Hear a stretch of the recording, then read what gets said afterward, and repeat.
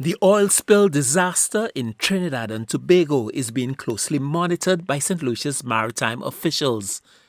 The chairman of the St. Lucia Oil Spills Committee, Christopher Alexander, says the risk as it stands of the oil making its way to St. Lucia's shores is small. St. Lucia, however, remains at the mercy of the currents and the wind. Because of the movement of the current, it may not reach in terms of, it may impact places like maybe Grenada even before it gets to St. Lucia. Yeah. Likewise, I'm thinking even as far as Barbados, depending on how the extent of the oil spill, if it's not contained as we speak. And I know there are divers who are trying to plug in the hole in that vessel. Divers in Trinidad and Tobago are trying to plug the hole in the sunken boat from which the oil is leaking. Alexander disclosed that the Trinidadian authorities are overwhelmed by the sheer magnitude of the oil spill and are calling for international assistance. He says the boat's captain seemed to have violated well-established norms for such emergencies. When the boat capsized last week, Wednesday, no distress call were made to the authorities in Trinidad and Tobago, wherein they could have commenced putting the protocols in place for either disaster recovery or to assist the crew.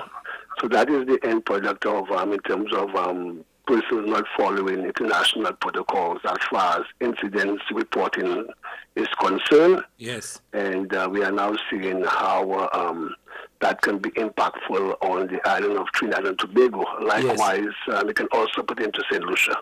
While keeping a close eye on what's happening to its southern neighbor, St. Lucia is also working on containing an oil spill in the Union area, albeit of a far smaller scale. Are we monitoring very closely the situation in Trinidad with the view to ensuring that we protect ourselves if anything is coming our way? Well, Stanley, we are, because basically I'm in touch with the Director of Maritime Affairs also in Trinidad and Tobago.